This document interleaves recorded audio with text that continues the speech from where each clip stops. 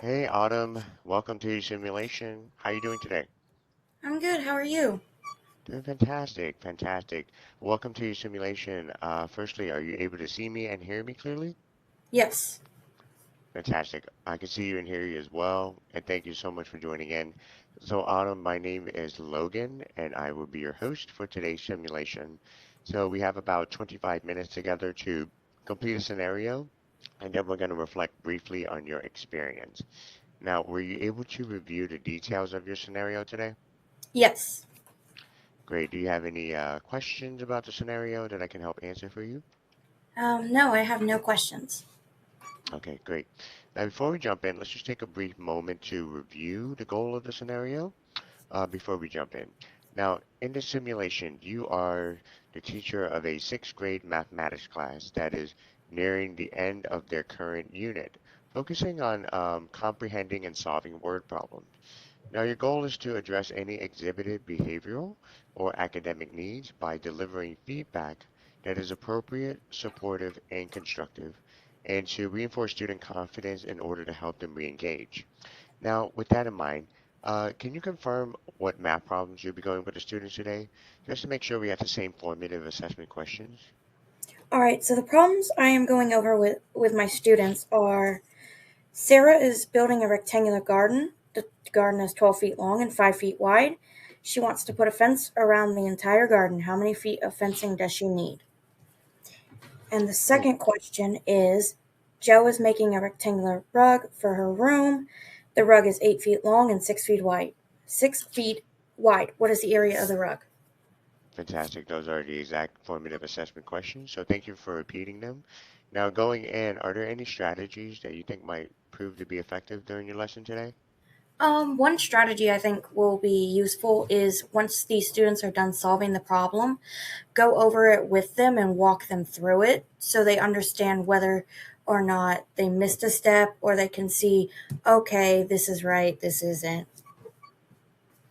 Great. So taking a moment to walk through the students to ensure if they had the correct answer or did not get the correct correction, but give them a walkthrough process. So um, really express how the students can improve from there. Fantastic. Thank you for sharing your strategy, Autumn. Now, a few things to note. If you need to pause the session for any reason, you can just say pause simulation, and then I will return to answer any questions you may have and offer any assistance I can provide. Also, a quick reminder about the students in the classroom. Now, they are able to do a wide variety of movements and even facial expressions. However, if they're ever asked to do something that is beyond the capabilities of our program, like for example, to clap their hands, give a thumbs up, or even speak simultaneously, one of them will politely respond with, the principal says we can't do that. So that would be your cue to move on and try a different tactic. You have any questions about that? No. Okay, great. Now, if you don't have it on already, there is a self-view camera to help you know you're placing your visuals. All you have to do is just click the icon on your right. It looks like a screen with an outline of a person. Now, for your lesson today, the students will have their name cards in front of them. From left to right, you will see Mina, Will, Jayla, Emily, and then Carlos. Your lesson today can take up to 15 minutes. Then after 15 minutes, I will come back and will briefly reflect with you about your experience. And again, if you feel like you have completed your lesson before the 15-minute allotted time, feel free to excuse the students to recess. Okay? Okay. All right, Autumn. Do you have any final questions before we get started? No.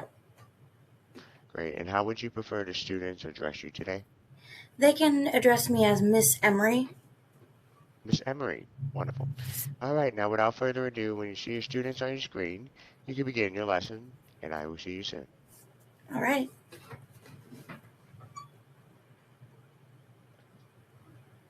Hi, Miss Emery. Oh, Hello. Miss Emery, I love your artworks back there. Did you paint all of those? Yes, I did. Thank you. It's beautiful. Yeah, very beautiful. All right, everybody. Are you ready to go over the questions for today? Questions? What questions are we going over? So, I'm going to work with you guys on some math problems just to see if you need any help that I can give you. All Oh, right. okay. Is everybody ready? Yeah. All right. So, question 1 is Sarah is building a rectangular garden. The garden is 12 feet long and 5 feet wide. She wants to put a fence around the entire garden. How many feet of fencing does she need?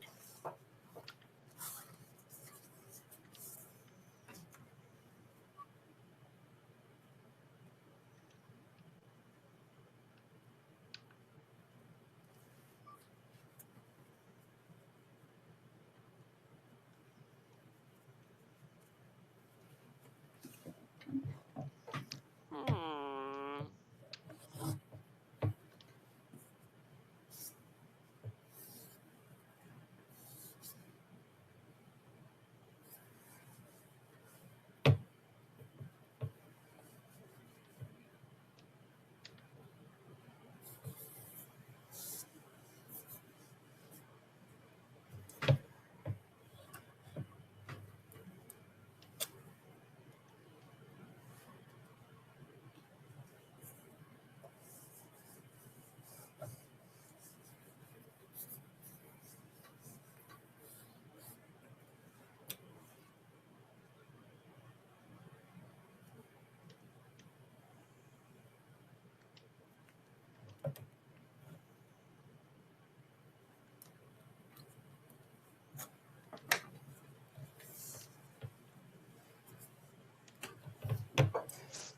All right. Did everybody solve their problem? All right. Let's see. Mina, would you care to explain how you got your answer? Yes. So, what I did is I added 12 plus 5 to get 17. Then I added 17 plus 17 to find my answer. All right. Very good. So, what is the answer? Yes. So, the answer is, I believe, is that Sarah needs 34 feet of fencing. Correct. Very good. All right. Thank Will, you. would you care to explain your answer? Yeah, I don't know. I added 12 plus 12 plus 5 to find my answer. All right. Very good. What is your answer? I got 34 feet. Correct. All right, Jayla. Do you mind to explain how you got your answer? Well, I multiplied 12 times 5 to get 60. Okay, let's work through this one. So, What? Work through it? What do you mean work through it? I so thought I'm going. Sarah needed 60 feet of fencing. Okay. So, can you explain? So, you multiplied 12 by 5, correct? Yeah, that's what I did. All right. Well, let's go over this and we will see the steps on how to solve this. All right. So, the garden is 12 feet long. So, I'm going to model this. And 5 feet wide. All right. So, here's our little garden, 12 feet long and 5 feet wide. All right. So, we want to see how much feet she needs around the garden. So, we're going to figure out the perimeter. So, we've got one of two ways we can do this. We can do 12 plus 5, which is 17 feet. And again, 12 plus 5 is 17 feet. Now, we add our 17 and our 17, and we get 34 feet of fencing. So, this is method 1. And method 2 is taking 12 and 12 feet and getting 24 feet. And taking 5 feet and 5 feet and getting 10 feet. And then we do our 24 feet plus our 10 feet is 34 feet. All right, does that make sense to anybody? And does anybody have any questions that I can answer for you? So I was supposed to add, not multiply? Correct. So we're finding the perimeter, and perimeter is the outside, which is all 4 sides of the shape. So in order to get your answer, you have to add all 4 sides. But good try. Ah, You did very good. All right. Emily, how did you get your answer, and do you mind to explain? Well, I got 34 and I drew a picture of the garden and added all the sides together. Very good. Sometimes pictures do help. That is one strategy that I would say works very well. If you have a hard time just adding numbers, sometimes drawing the shape and adding the numbers does help. All right, Carlos, do you mind to explain your answer? What I did was I added 12 plus 12 plus 5 plus 5 to find my answer. All right, and the answer is?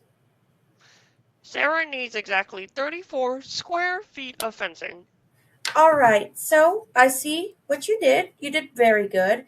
But square feet is area, and we don't need the area. Because if we did the area, we're only doing one side of the garden. I meant to say just feet. I meant just feet. Oh, it's okay. Don't feel bad. Everybody makes mistakes. It's all right. You did good. All right. Is everybody ready for question 2? Yes. All right.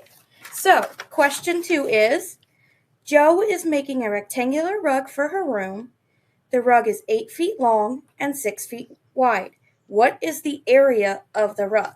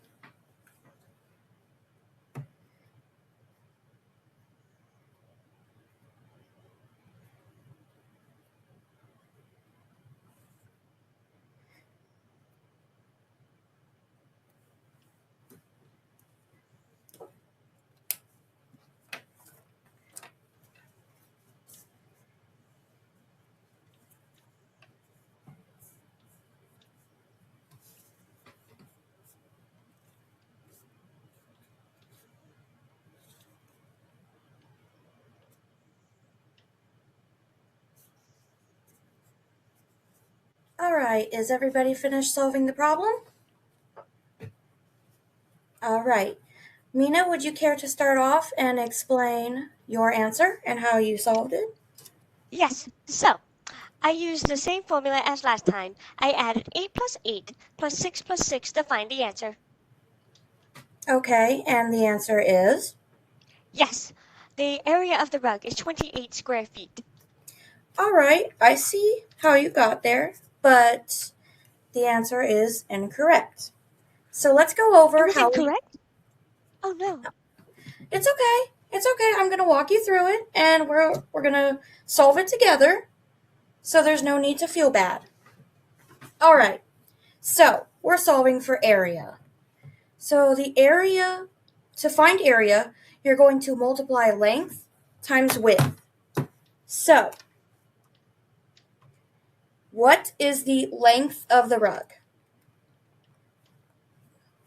The length of the rug was 8. Correct. The length of the rug is 8. All right. And what is the width? 6. All right. So, To get our answer, we're going to take our 8 and our 6 and multiply them. So 8 times 6 is 48 square feet. I see. So I used the incorrect formula. Yes, and that's okay. That does happen. All right. Will, would you care to explain your answer? Yeah. I got 48 square feet.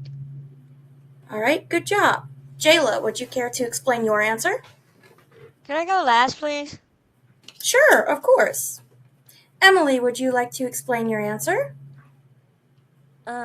Well, I multiplied 8 times 6 to get 48. All right, so your answer is correct, but it's missing the unit of measure. So when doing area, you need to use square feet because that is the surface area. Without these square feet, it would just be pretty much perimeter. But good job. Miss Emery, I do Yes. have square feet on it. Oh, you do? I apologize. That was my mistake. Very good. Okay. All right, Carlos, do you mind to explain how you got your answer? Yes, I also multiplied 8 times 6 to get 48. 48 square feet. All right, good job. Jayla, do you feel comfortable explaining your answer? Explaining my answer, I got 28 square feet. Okay. Can you walk me through how you got that answer? Well, I multiplied 8 times 6 and got 16. And then I multiplied 6 times 2 and got 12. And then I added the answers together to get 28 square feet. Okay. All right, I see what you did. Let's walk through it. All right. So, for area, This is so complicated, and I feel so stupid. oh, it's okay. You're not stupid. I understand it's hard. Do you want to take a break and we will solve it when you're ready? I don't know. I just feel like everyone else is getting it but me. That's okay. Look, we will work through this. You are not stupid. You just don't understand the formula, and that's okay. That's my job. I'm here to help you understand. And if you're feeling frustrated and you want to take a break, that is 100% okay. Yeah, I probably just need a break, and I understand. I just hate it when I don't get it right the first time. I understand. I think everybody understands that feeling. It really seems, it feels bad when you don't get it the first time, but that's okay. That's what I'm here for. I'm here to help you learn. Yeah, Jella, you're so smart. You always help me when I get confused or frustrated. Yeah, Jayla, I get confused sometimes too. It happens. Yeah, I guess it does happen. I'm pretty sure I'll get it right the next time. Yeah. All right. Yeah. Do you feel comfortable enough to go over it? Yeah, I feel comfortable. All right. So let's walk through this. So, in order to find area, you're going to do length times width. So, unlike perimeter where you're doing all four sides, with area you're just doing two sides. So, our two sides are 8 and 6. So, I drew a little rug with our 8 and our 6. To find the answer, we're going to multiply our length times our width. So, 8 is our length, so I'm going to put it in parentheses, and then we're going to multiply it by 6. Our width is 48 square feet. Oh, I see. I guess I wasn't that far off. Exactly, you weren't very far off at all, and the formulas can be very tricky. So, does everybody understand, or is there anything that you all would like me to go over to make sure I am helping you the best I can? Hey Autumn, sorry to interrupt you there, but we have gotten to the end of our simulation, and I want to save time for reflection and debriefing. So welcome back, Autumn, and congratulations on completing your simulation. How are you feeling after that lesson? I'm feeling pretty good, pretty confident. I know there's room for me to grow, but I am overall feeling really well. Great. I'm glad you're feeling overall well and understanding there's always opportunities for room for growth, right? So let's reflect on your experience on a more deeper level. Now, this conversation was an opportunity for you to practice addressing any academic needs by delivering feedback that was not only appropriate, supportive, and constructive, but also grounded in learning science. Now, by leveraging evidence-based strategies, you're practicing effectively reinforcing student confidence and re-engaging them with learning, ensuring that your feedback promoted deeper understanding and long-term retention. Now, while well-intentioned, I have often seen teachers have some difficulties guiding these lessons by missing the chance to connect or build rapport with the students, delivering feedback that lacks specificity and clarity, and neglecting to maintain an encouraging and constructive tone throughout. Now, did you find yourself experiencing any of these typical challenges in this lesson? Um, Not really, because I can relate to the students in this scenario because I myself struggle with math, so I can understand how they would be frustrated or upset or feel like they just aren't getting it. Okay, yeah. So you were able to relate and have feel find some relatability where this particular subject can be difficult and letting them know it's okay to make those mistakes, right? So Yes. looking back on it, were there any challenges that you felt like you did face in the lesson?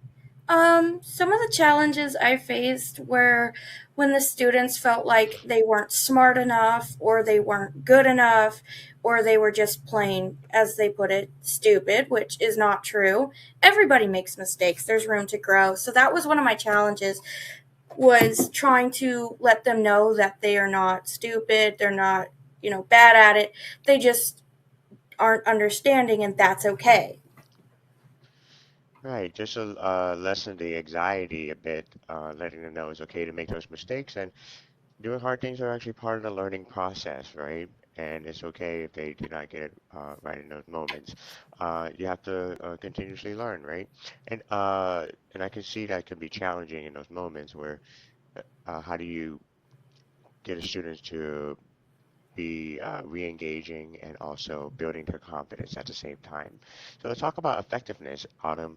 I've also seen teachers effectively navigate lessons like these by ensuring that every student felt safe and respected, encouraging students to self-reflect on and discuss their own work, and reinforce student confidence by highlighting their strength.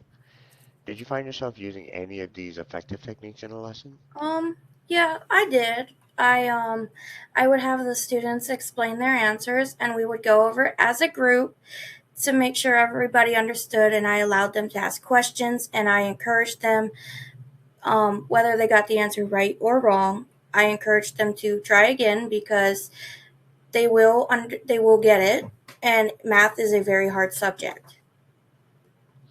Yeah, in those moments, you had the students reflect on their own work and discuss their own work to really get an understanding of how their thinking processes are, and that way you can better accurately assess and how to help them improve. And that's the one thing I wanted to point out that I noticed that you did demonstrate a strength in was that as you deliver feedback, you took a moment to encourage the students to reflect on their own work to really understand exactly each student's thinking processes so you can help them improve. And they each provided a reflection of their own work on both questions. How did you feel that strength help you in that lesson overall? I felt that it helped me better understand how the students solve the math problems and how they get their answers and how their mind works to solve these problems. Yeah, and there's way as you encourage students to reflect on their own work, during their feedback fosters metacognition, which is critical in helping students become a little bit more aware of their thinking processes and more effective in their learning strategies. So this approach enhances self-awareness, promotes deeper learning, and builds critical thinking skills, and teaches the students to evaluate their approaches and outcome independently, nurturing essential skills for lifelong learning and self-directed problem-solving skills. And of course, since even the strongest leaders can always improve, I'd like to highlight just an area of opportunity for you to consider as you think about future developments, which is at the very beginning of the lesson, right? As the lesson began, you may have had more of an opportunity just to briefly connect and build some rapport with the students. Um, there wasn't much relationship building in the beginning, and it just went straight to the activity itself. Um, and there could have been a moment to just create that environment for the students to feel uh, a more relaxed environment. Now, how do you think that would have changed the trajectory of the lesson for every student if you had taken the opportunity to just briefly connect and build rapport with the student? I think it probably would have made them feel a little less anxious and more confident to make mistakes and to be confident enough to explain their answer and feel like they weren't bad at math or that they were just not good at all. Yeah, and building rapport at the start of a lesson helps create a trusting and relaxed environment where the students feel valued and open to learning. And this positive atmosphere is crucial for, like you mentioned, reducing anxiety and enhancing cognitive engagement, which in turn encourages more active participation and better communication. Uh, and I want to thank you so much, Autumn, for practicing these important skills with immersion today. So before we wrap up, what's one thing you're taking away from this experience that you might want to use next time you face a similar situation in real life? One thing I'm definitely taking away from this lesson is to take time to understand my students in the beginning and to relate to them and help them feel more comfortable in my classroom because I don't want students to come in there anxious or scared to make a mistake or to feel completely unconfident in themselves because I didn't take time to meet them where they're at and make them feel like, okay, this is a place to grow. Great, fantastic. Yes, continuously, just briefly checking in with the students, build that connection and making that environment as relaxed as possible to really reduce any of that anxiety they're feeling and let them know it's okay to, make mistakes and here to grow, right? Fantastic. Well, Autumn, thank you so much for being here. I thoroughly appreciated our time together today. Please have a wonderful week ahead, and we do hope to see you again soon. Take care.